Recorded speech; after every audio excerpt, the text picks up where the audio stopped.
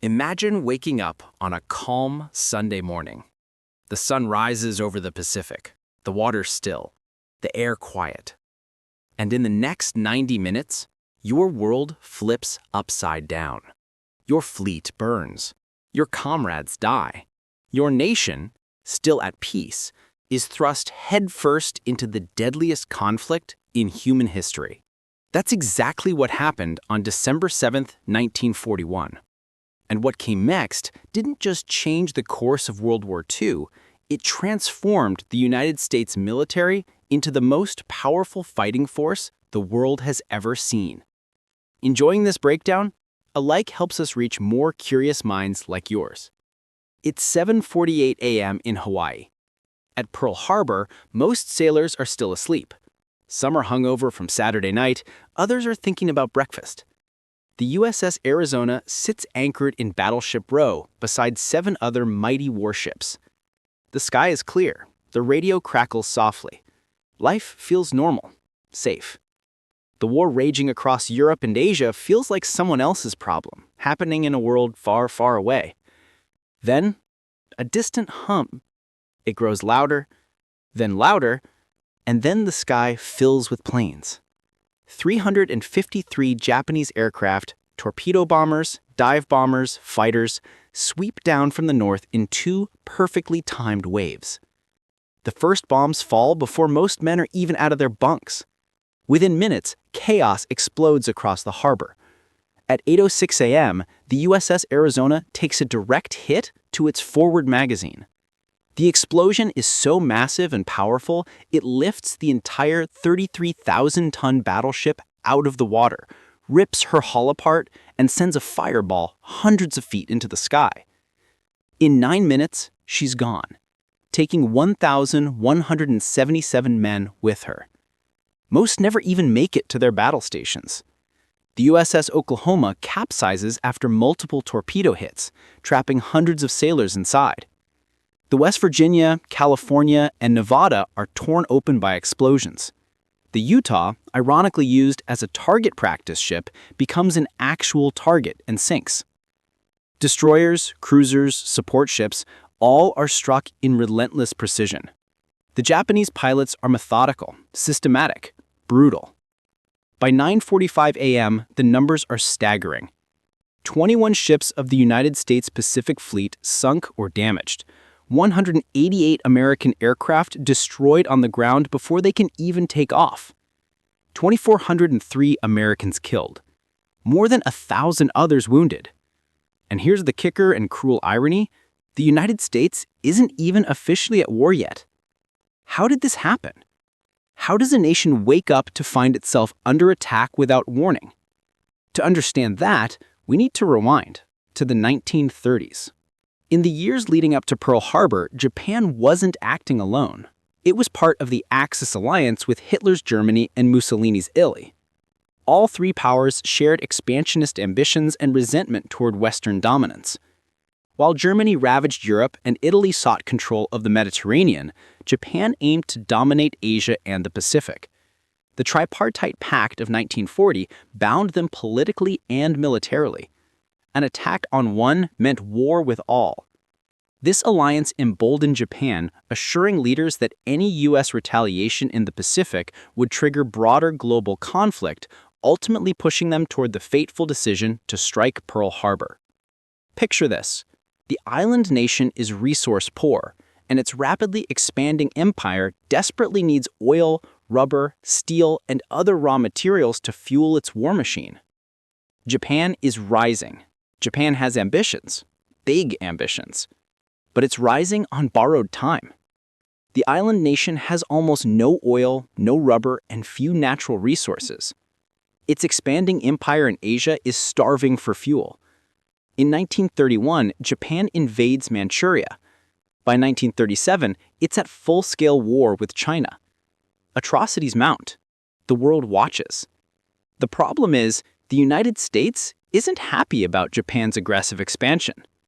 The United States responds with economic pressure, first restricting oil exports, then freezing Japanese assets.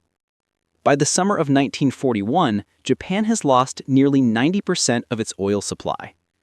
For a nation built on steel, petroleum, and steam, this isn't just a problem, it's an existential crisis. So Japan faces a choice: back down and abandon their imperial ambitions, or strike before the oil runs out. They choose option 2. They choose to strike. The target? The only military force that can stop their expansion into the resource-rich territories of Southeast Asia, the U.S. Pacific Fleet stationed at Pearl Harbor. Admiral Isoroku Yamamoto, commander of Japan's combined fleet, knows it's a gamble. A preemptive strike so devastating that it will cripple the American fleet before the United States even knows they're in a war. But his plan is bold: cripple America before America can fight back. The goal is simple: hit fast, hit hard, and buy 6 months to secure the Pacific.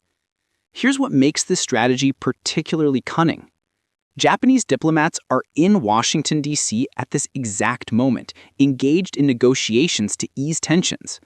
While Japanese diplomats are shaking hands with Secretary of State Cordell Hull, Japanese carriers are already steaming toward Hawaii.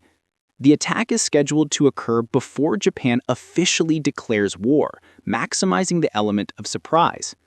Yep, that is right. As Japanese diplomats shake hands in Washington, D.C., Japanese carriers are already crossing the North Pacific in radio silence.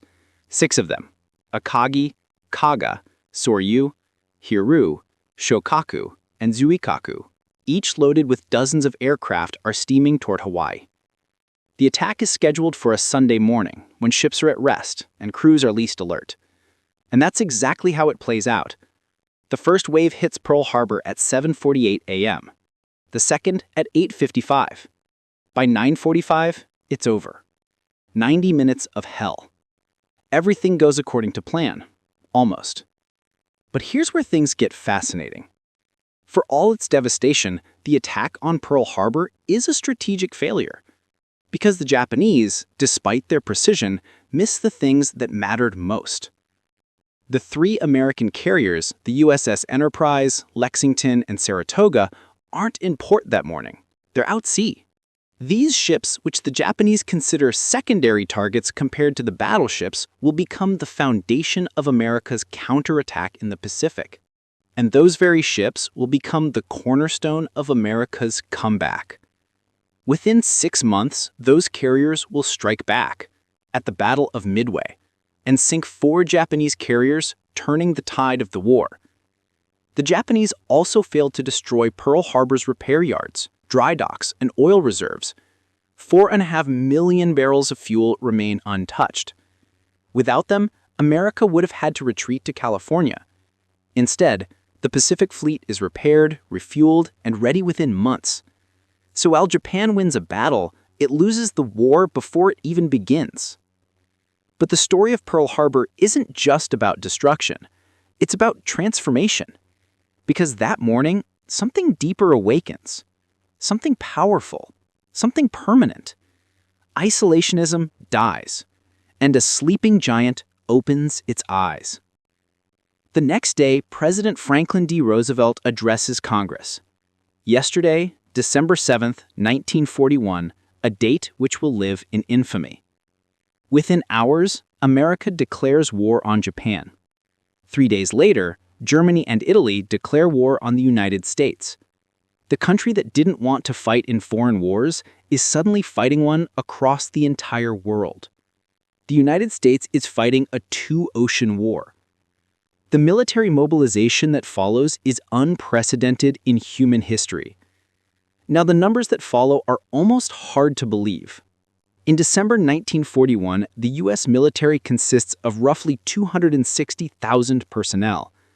By fall 1945, just 4 years later, that number explodes to more than 12 million.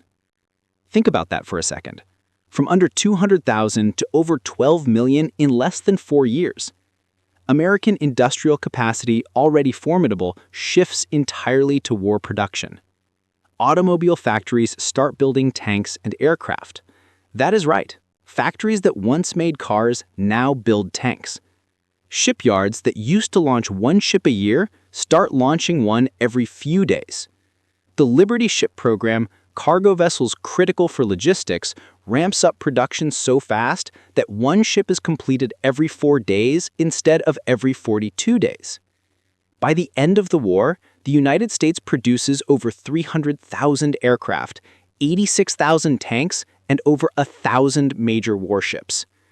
The country that woke up unprepared becomes the industrial powerhouse that arms the free world. And something else changes, forever. The nature of naval warfare. Before Pearl Harbor, battleships ruled the seas. Massive guns, heavy armor, symbols of national power.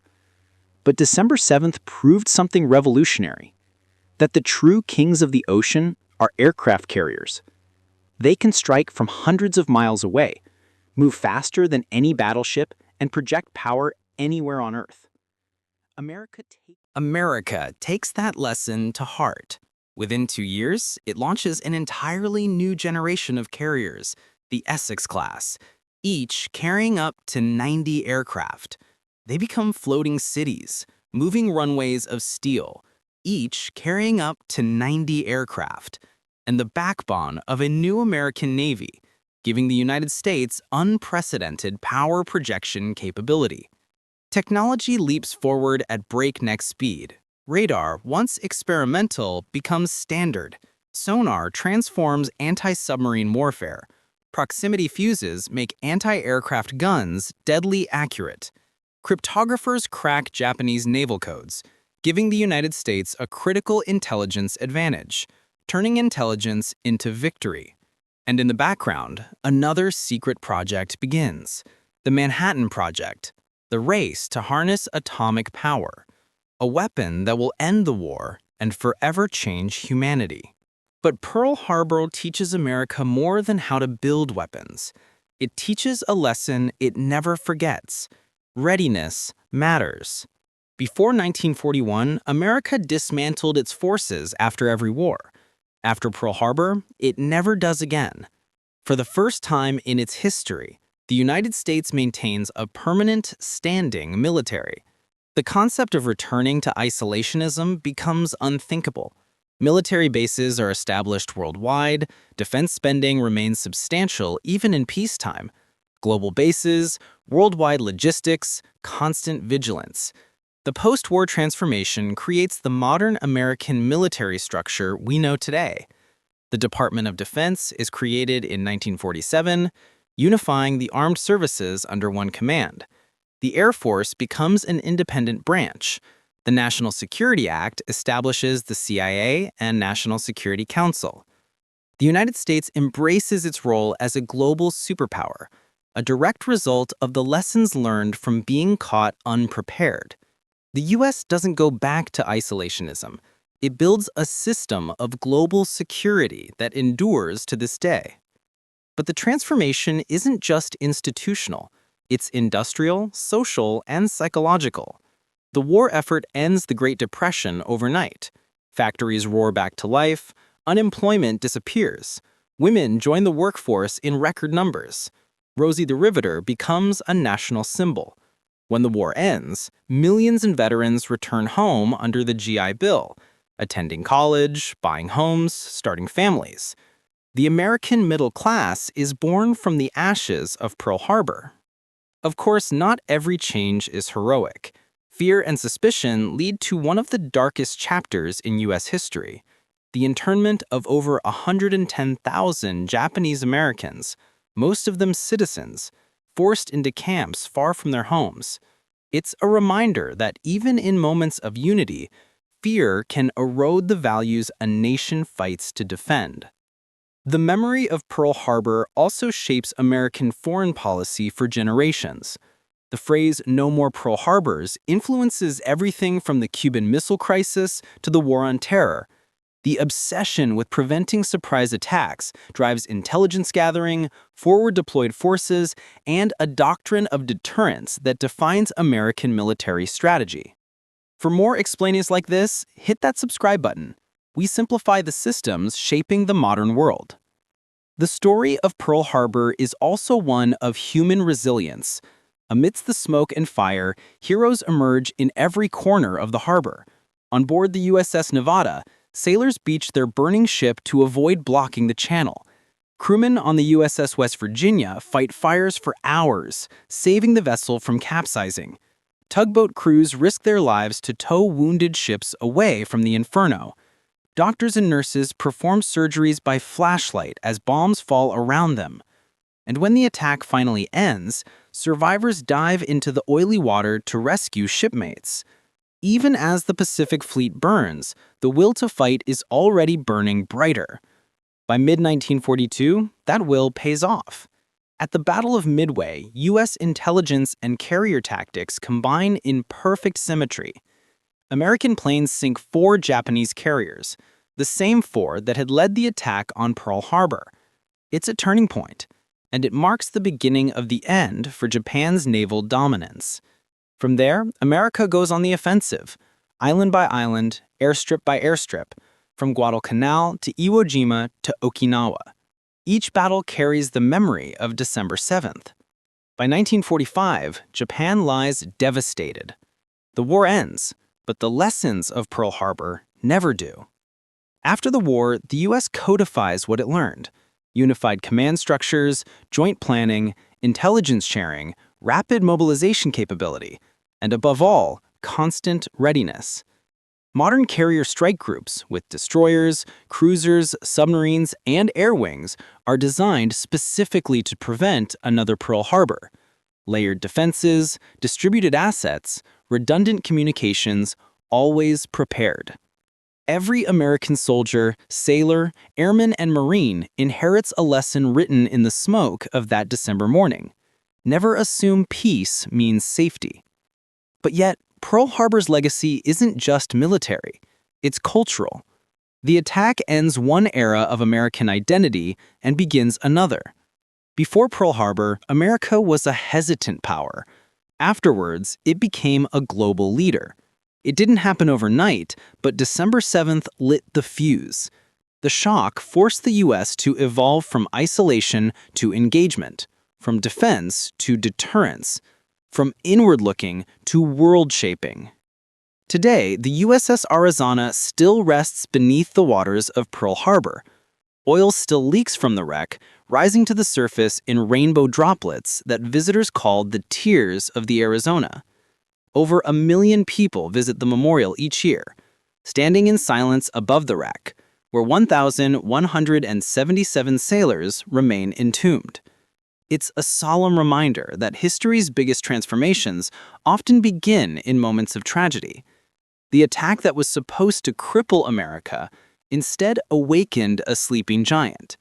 Admiral Yamamoto, architect of the attack, reportedly said afterwards, "I fear all we have done is awaken a sleeping giant and fill him with a terrible resolve."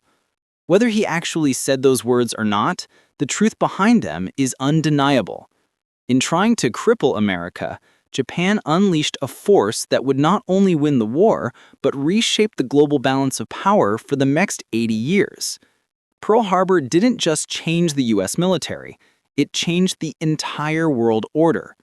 The attack meant to prevent American interference in the Pacific ultimately guaranteed American dominance for the next 80 years and counting. That's the ultimate irony of Pearl Harbor. In trying to destroy American power, Japan ensured its rise. And the military transformation triggered that morning continues to shape global politics to this very day. So what's the ultimate lesson? That complacency is the greatest enemy of security.